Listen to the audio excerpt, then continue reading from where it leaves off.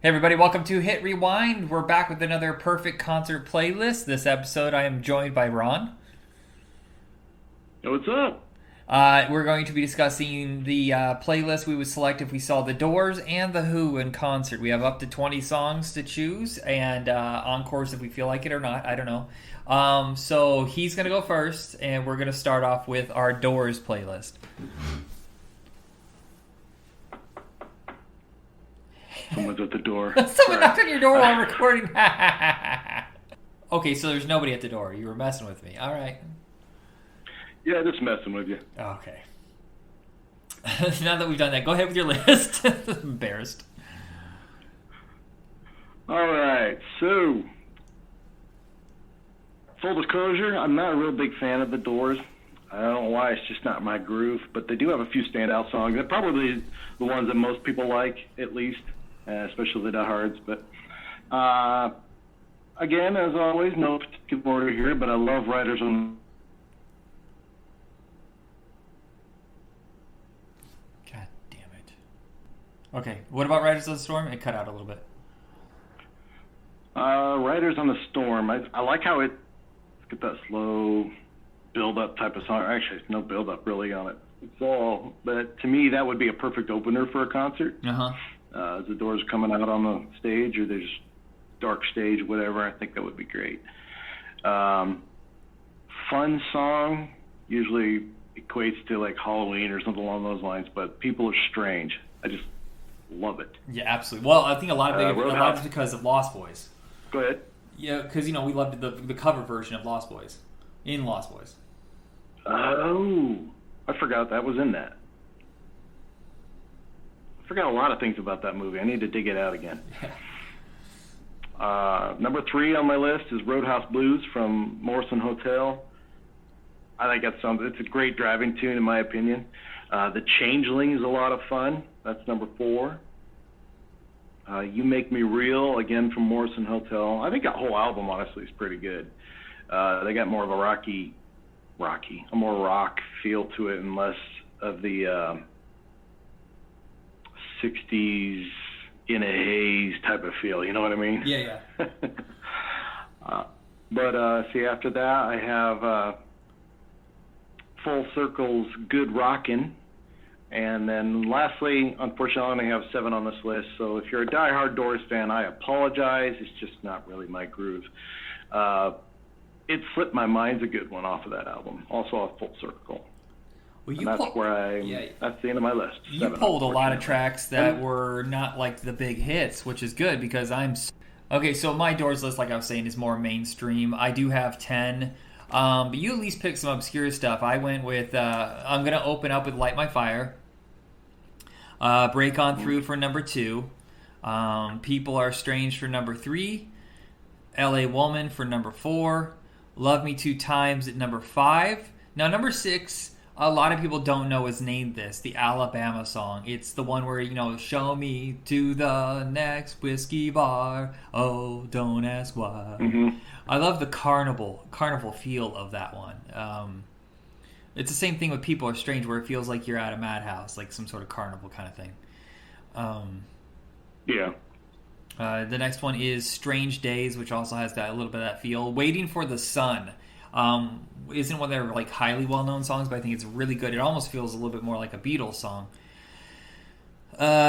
Number 9 is Roadhouse Blues, and then I'm going to finish with a big moody one, Riders on the Storm. And I do want to say that in idea, this seemed like it was a good one, but I do find that a lot of the Doors tracks, especially the last few albums with Jim, were kind of like they're not really flowing. They're just like him. It's like, that song The End, the one that's like 8 minutes long, it's just him rambling. There's so many songs that are like that where the guys are just like doing a slow jam, like almost an improvisational playing while he's just rambling. And that's what kills, I think, the last couple years of the Doors before he died. Yeah. Well, he was really getting... Well, he was always a little off kilter to begin with, but it really got bad towards the end. And sadly, you really look at it, it wasn't really that long of a stretch where he was part of the Doors. No, and they even did 2 albums after that without him. And then they did a third one, Yep. like in '78, where it was just his ramblings that he was recording, and they played music underneath it again. And they realized by then, they're not the Doors without Jim Morrison, basically. Yeah. All right, so our second band is The Who. So what is your list for The Who? Number one on my list is, and this is like the antithesis to my Doors list. There are so many songs I could pick from The Who that I absolutely love, but we got to pick 10, so Bob O'Reilly's got to make the list. It's a lot of fun. The Speaker is, I don't know what it is about that song. Call me the Seeker. I don't know, it's just, anyway, Eminence Front. I like it so much. Honestly, I didn't realize it was The Who. When I first heard this song, I didn't remember it was The Who, to be honest. Can I tell you that I thought it was I heard it on the Living in radio all the Funk? time. It just didn't make any sense that, oh, this is The Who? They don't sound like that. But it was definitely, I guess Pete Townsend really dabbled more in the more new wave stuff, and that's where it kind of feels like that. And I loved it because you know me, I'm a big fan of the '80s music, synth style music. I love it. You were going to say something? Oh, Eminent Front. Until, I'm not kidding, this is embarrassing. Until this week, I thought it was Living in Funk. Living in Funk, it's a put on. Living in Funk. It was a '70s track. I just thought it was, what disco or funkiness. You're probably not the only one who has a song or two in their repertoire like that. So, no, they're not. That's not what they're saying. Dude, look it up.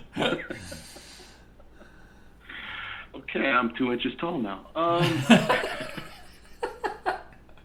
Joined Together was a good one. Yeah. I like it as a musician.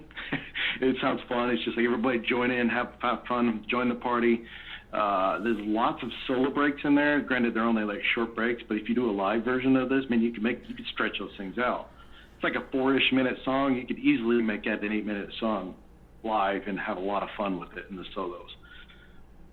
The Rock from 1973's Quadrophenia, which I didn't realize existed until I started looking at this list. I love it, and apparently they've done like 3 rock operas. Yeah. Tommy being one, obviously, and a quick one while he's away. Didn't know that one existed either. I've never even heard of that. What's tells you that? how versed I am. Go ahead. I don't know that movie. A quick one while he's away. Yeah, I never heard of that. And I think that was their first one, and Tommy was the second one, I think. Yeah. I think that's the order. Okay. And then Quadrophenia was the third one. I just picked up Tommy Definitely gonna today, be by looking the all way. these up. Tommy I've seen. Yeah. I've not seen the other two. I think I watched Tommy with you, honestly, you and the guys. I don't know. I don't feel like I've Movie never nights, we seen it. come out and up. Yeah.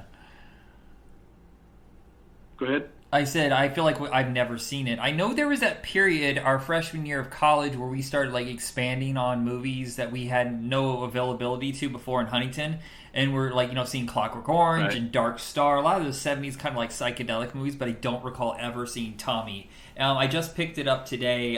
It's in the Vudu, so if you want to watch it, it was like $5. So Sweet. I'll be on that. Of course, you got to throw Magic Bus on there. It's a great groove, good for cruising down the highway. I base a lot of my music on what would be good to just cruise with, Yeah. You got to be careful you don't pick the ones that'll make you speed. But with the Real Me from Quadrophenia, it's got an awesome bass groove, and as a bass guitarist, I love it. My Generation, of course. Who Are You? From Who Are You? And Getting in Tune. This is a new one to me. As I was listening through all their music, it kind of grabbed me. I kind of like it.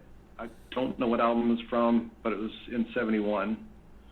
And then I have a bonus one that's really more fun. I don't know if they ever do this live, but it's called Boris the Spider. Yeah, I almost chose that one. That was Weird real fun. close. I love Boris the Spider.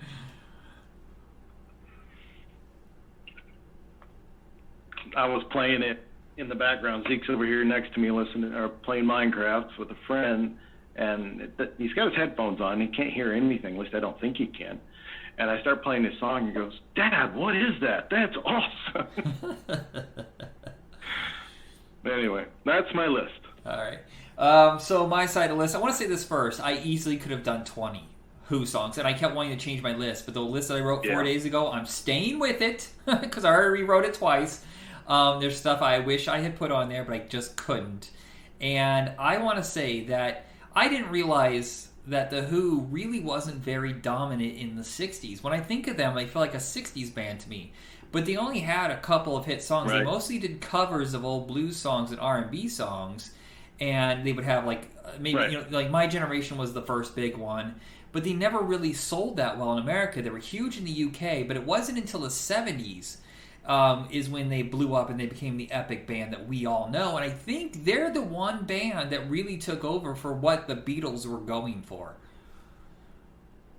Right. I think I agree. Yeah, they did the movies. They did the huge, expansive sound. They were testing out new stuff. And especially when they started adding the keyboard, the synthesizers to their music in the 70s is when it really just feels so just huge and velvety. I guess that's the word I can think of with their music. That's the 70s. Velvet goes with that. Yeah, anyway. Yeah.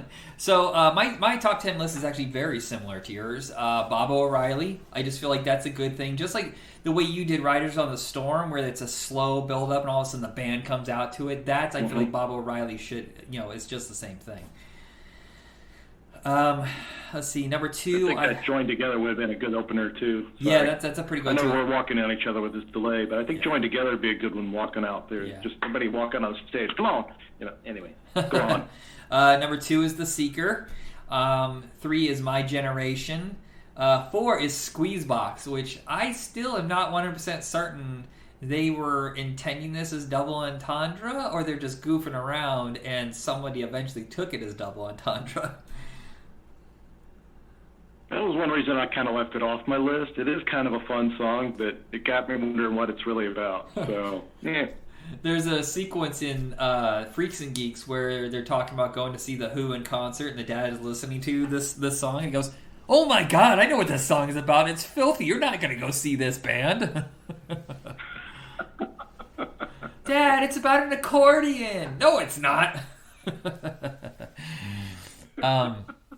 All right, so number 5, Behind Blue Eyes. Starts off really slow and dramatic, and then it just blows up with rage. I really enjoy that one.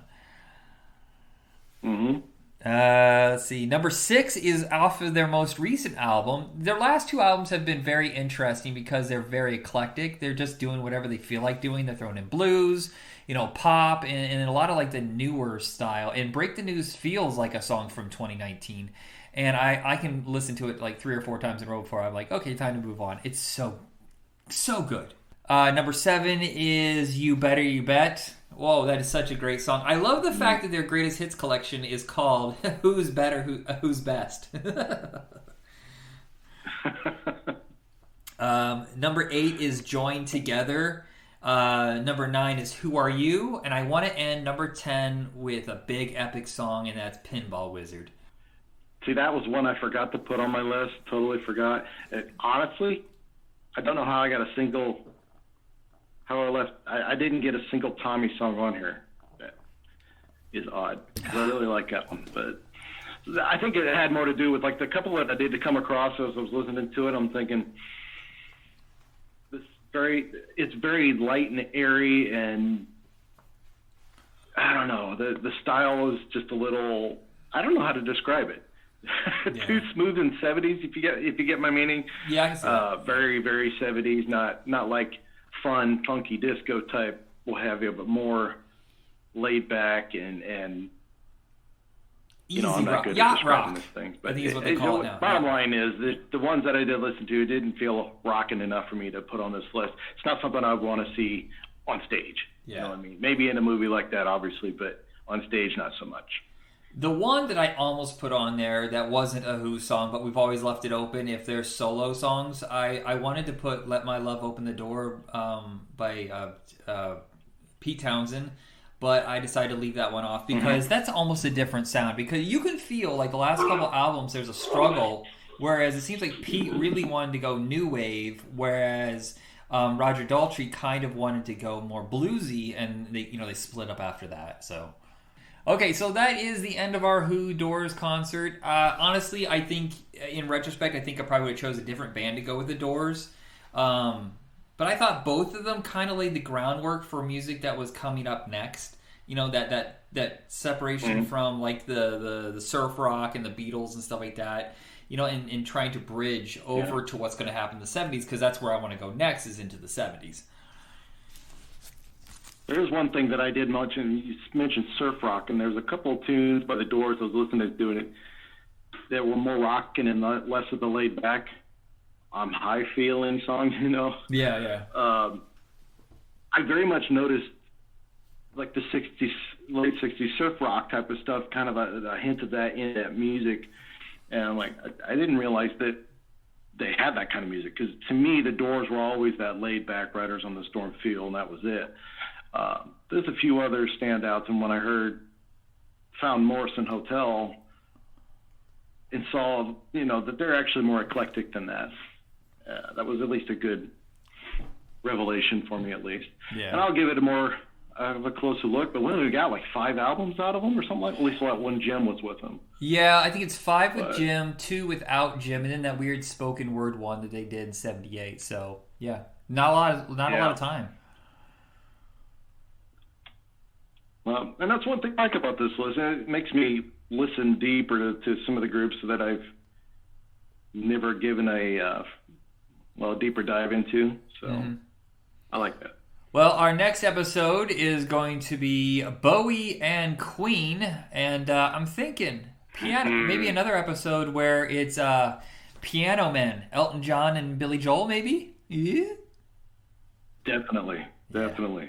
And I'm just trying, and then I'm going to have you help me build a Southern rock episode where we can choose like 3 bands. We have like ZZ Top, Lynyrd Skynyrd, but like Molly Hatchet and stuff like that. Southern rock bands better than I do.